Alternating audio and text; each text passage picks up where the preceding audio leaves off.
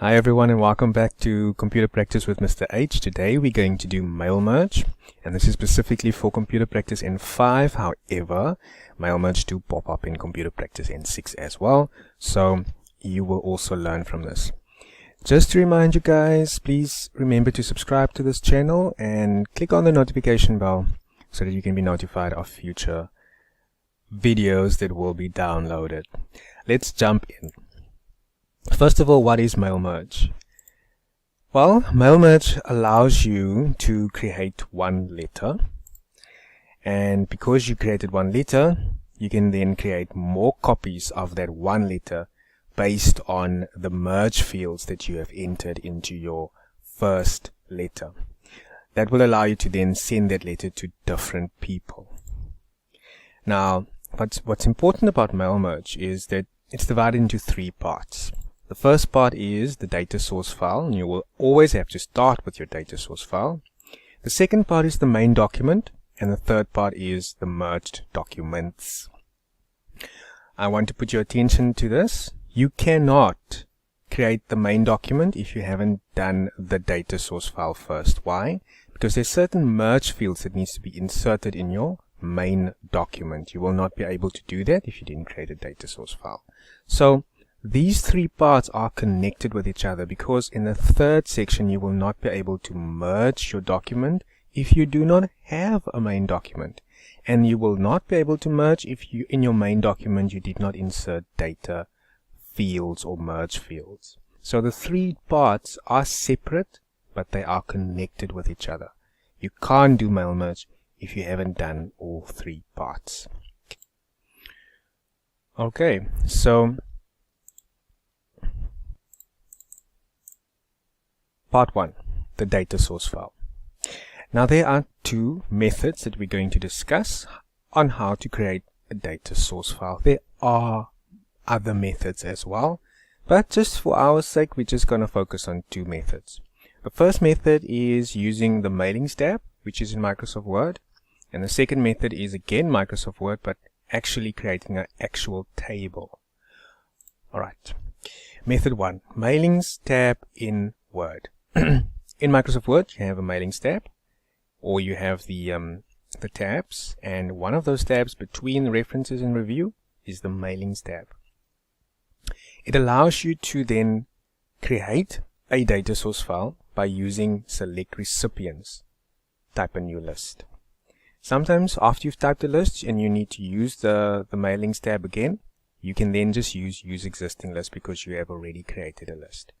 Of course, you can create a data source file by using start mail merge as well, but we're not going to do it that way. The second method is to create an actual table in Microsoft Word, where you have to create columns and rows for your table. And please pay attention that headings must always be on top of a table. That is the first rule that you must understand. So it doesn't matter how the instruction comes your way or how the instruction is presented to you, you need to know that the headings must go on top of your table at all times. Alright, so let's go over to a question. Here we have our first question. This question comes from the 2019 Computer Practice N5 National Exam question paper. Question 5. You can also find this question paper in the comments section, or you can download it by using the link in the comment section just below this video. Question 5. You are the president of SA Wrestling, and you must invite members to your fight. Okay, so just before we continue, so what needs to happen here? You're the president and you need to send a letter to people. And you're going to type one letter, but you're going to use a certain method, mail merge, to merge one letter into many different letters. Okay, so let's see. Question 5A. Use the mail merge function to create a data file using the names and the information below. So let's see. there's 3 letters that needs to be created. Alright. The first person is Henru, the second person is Tony, and the third person is Milan. On the side here we have name, date, closing date, and entrance fee information or headings. Name, Henru, Tony, Milan. Date, 20, 21, 22 November. Closing date, 10, exam number, question 5A, entrance fee. You see, you kind of read this table from the sides. Now, if we go back to our previous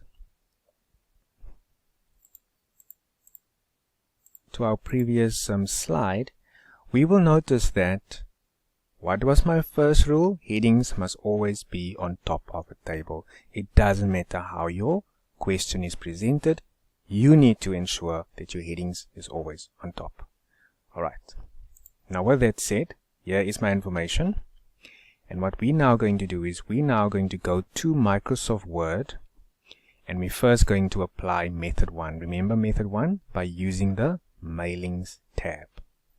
So let's do that. So here I am in Microsoft Word. And remember, here's my tabs. I need to click on Mailings. Under Mailings, I'm going to select Recipients.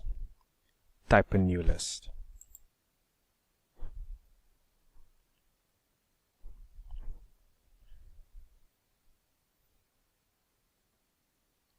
Alright. This dialog box, new address list dialog box, will open in front of me. And what it does, it already gives me a set of headings and it gives me space to type in my information. Now if we go back to our question, alright, I just copy and pasted the question quickly into Microsoft Word so that we can see the actual information.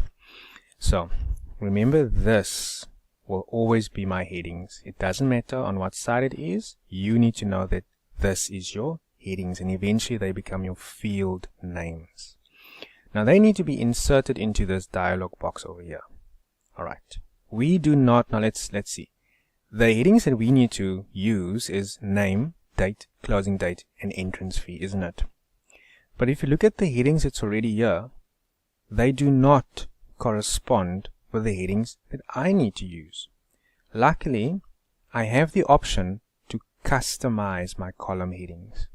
And that is what I'm going to do. The word customize means that you make it to suit your specifications. Almost like when you go to a fashion designer or an architect or someone that designs things, they specifically customize it or make it whatever you want to your body type or to your specification, your likes, whatever.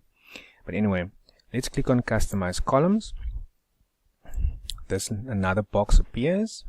Alright, I'm just going to put this, sorry, let me just quickly put this over there and then click on customize columns so that we have space. Alright, so these are the headings that's already there. I don't want them. Well, I have the opportunity to add more. Alright, I can add my own ones, which is probably the fastest way.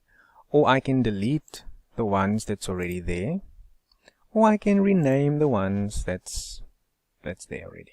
So you have that option. So just to so we can make this a little bit faster, let's click on add and then we type in, and please pay attention, these are typed in capital letters, so please do the same. Copy this exactly as it is. So it is name, type it in there, click OK. The next one is date, closing date, closing date, click OK. And the last one is entrance fee. So there's my headings. I've just added my fields to the address list, and that's all I need. And then I'm going to click on OK. There you see. There is my information that I've just used. But if we go further down the line, the others are there as well. We do not want them there. So what are we going to do? We're going to go back to our list, and what we're actually going to do is we're going to go and delete the others. Alright, so unfortunately I have to go and delete every single one. My advice would be to do the following so that you don't get confused. Let's cancel this. Alright, let's cancel this. Let's cancel this as well. And let's start from the beginning. When you open Microsoft Word, you click on Select Recip Mailings under Mailings tab. You click on Select Recipients, type a new list. The first thing that you do is you go to Customize Columns and you delete every single merge field or heading or list. You delete as fast as you can. Unfortunately, you have to do this each by themselves. You can't do a selection, for example. You can't do it. Let me see. You can't select them because it just moves. So you have to go and delete each one separately as fast as you can. But this should take you like what, 10 seconds at the most, 1 minute at the most. Alright, so once you have deleted everything and it's like a blank slate, then you can add what needs to be added. Alright, so the first one is name there, if you can make that out there, name. The second one is date. Third one is closing date.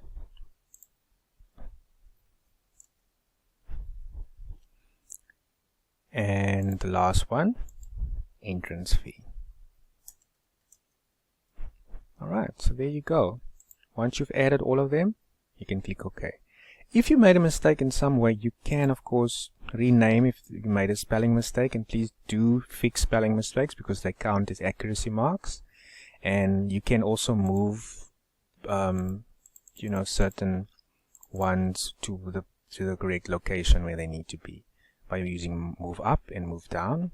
And if you've, say for example, you've added an extra field, you can just delete it then. Select it and delete it. So that's what these are for. Alright, so don't be scared to use them if you need to. So once you've added all of them, then you can click on OK. There they are. And then now you can actually fill in the rest of the information. These are also called records. Alright, they are called records. So this, in the first line, we're going to insert record 1's information or letter 1's information. In the second row, and how do I get to a second row? Just by clicking new entry. And third one, new entry. So there's the 3 rows or records, or the spaces at least for them, have been created. If I need to delete a certain row, then I just click on delete. Okay. So, and then otherwise I just click to where I want it to be. You can also, what's nice to use is the arrow keys on your keyboard. Also is a nice little option to use in this case. So let's see. The first name there is Henro, and it's typed in capital letters, so I need to do the same. Krit Zinger. Sorry, Krit Zinger. And if your space is not big enough, similar to a table, you just make it bigger. Like that. The second name is Tony. I like to finish my fields first before I continue to the next field or column. Alright. And then Milan is the next one. Alright, so now my first column, the names are all done. Now I continue to the dates. 20 November 2019. The second date is 21 November 2019.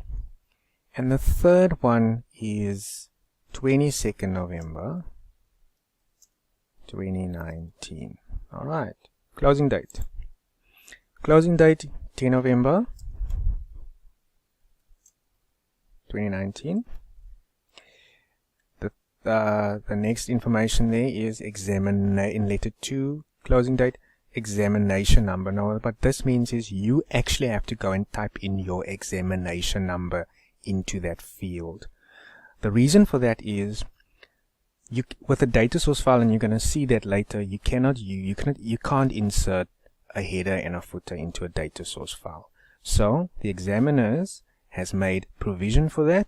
That is why you have to actually type in your details into the data source file. Okay, so in this case, you physically have to go and type in your examination number, and your examination number is your ID number. Now, I'm not going to type in my actual ID number. I'm going to fill in an alias. So it's I'm going to go for 1965, December the 6th,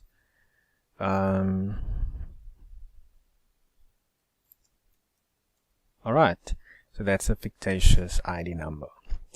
The next one is question 5a, and sorry, not question 5a, closing date. Let's see, closing date, yeah, question 5a, sorry, I got a bit confused there. So you type in question, and you have to type in the question number in here so we can know it's question 5a's information. And then we go to entrance fee. Entrance fees information is 200 Rand, go down, 280,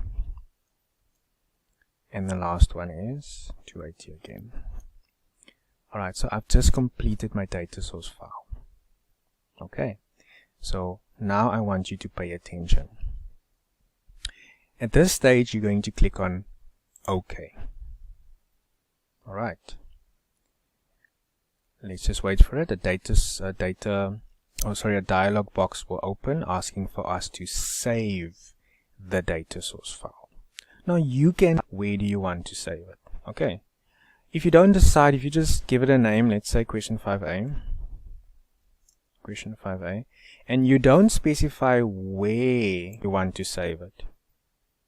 If you don't do that, you can just click on save, and then a special folder will be created for you. Now, like it's called my data sources. So if you didn't specify where you want to save your data source file, please go and check in the documents folder. Look for a special folder called my data sources. You will find it in there. But otherwise, let's see. Let's save it. I'm going to save mine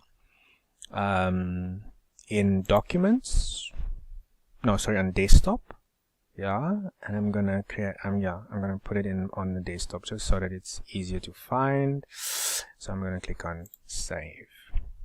All right. So at this stage, I'm just gonna delete this because we're gonna need this page now. So at this stage, students, the question says that save the document as question 5a and print in landscape orientation. So for 7 marks, you will have to go and print your data source file. Why? First of all, you need to show proof that you did create a data source file, and secondly, you need to use this data source file in the second section, question 5b, that we're going to discuss in the next video. But let's quickly go back. Let's go and find our data source file. Now remember, I saved the data source file on my desktop. And I know my desktop is extremely busy. But, okay, let's see. There it is. There it is. But let's look carefully. Is this the only one? There are 2 documents with the same name. Please pay attention. There are 2 documents with the same name. There's a difference between them. The first document, or let's do this, the second one. The second document is question 5a, and it has a padlock icon. The second, or the first option here, is a document that has no padlock. Alright, students, please, this one you won't be able to open. You can only open the one without the padlock. The padlock means it's locked. You can't open anything that's locked. So what you can do, you can only use the one that is open. So double click on that one to open the file. Or if you if you're struggling with double clicking, you can also right click. Let me just use, it's still loading, so as soon as it's finished loading, I'll show you again. Alright, so you can also use right click on your mouse, and then you just click on open if it doesn't want to work, or you're struggling with the double clicking of the mouse. Okay, so the document is being opened.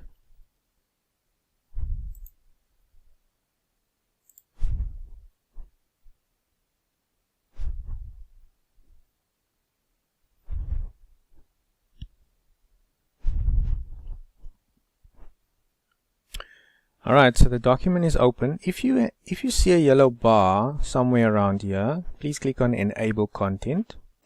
And then over on the left hand side, under Tables, right click, Open, or you can just double click as well, so that you can see your data source file.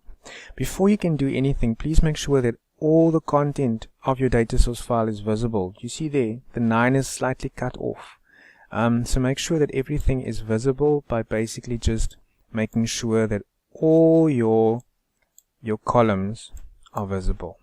Alright, that's crucial. If they are not visible, let's say for example, if it looks something like this, if it's cut off, you're going to lose accuracy marks. That counts as an accuracy mistake, because whoever's going to mark this won't be able to see what you have typed there, so you will lose the mark regardless. We can't guess what you tried to do there. So anyway, so there is your details. At this stage, if you see any spelling mistakes as well, you can fix them. You're more than welcome to do that at this stage as well. But okay, now this needs to be printed, isn't it? So very easily, you click on File, and you go to Print Preview. Alright, but remember our question, sorry, not that one. Our question stated that we need to print this in landscape orientation. So don't forget that. Please change it to landscape at this stage. And remember what I said earlier on, that you can't actually insert a header. Well, we're in Access, so we can't go to insert a header at this stage. It's different here. The other alternative that you can do is, well, you can't insert a header, so it's called Office Address List. It's the name of this actual table, and that is why the examiners asked you to insert your ID number and your question number into the data source file. Alright students, this is all that you need at this stage. So you need to print this, and then all that you do is you just click on print. Alright, well, you just click on print and your document will be printed. In an exam situation, of course, the watermark needs to be inserted, so that when it comes out of the printer, then the invigilator, or whoever's going to, the invigilator will then see based on the watermark what seat you are seated at. Otherwise, you can type in your seat number somewhere in next to your ID number or the question number. Just provide a space between the two details. Alright, so that's another option that you can follow if you do not have the watermark set up for the printer. Thank you students, that is the data source file that we've just discussed.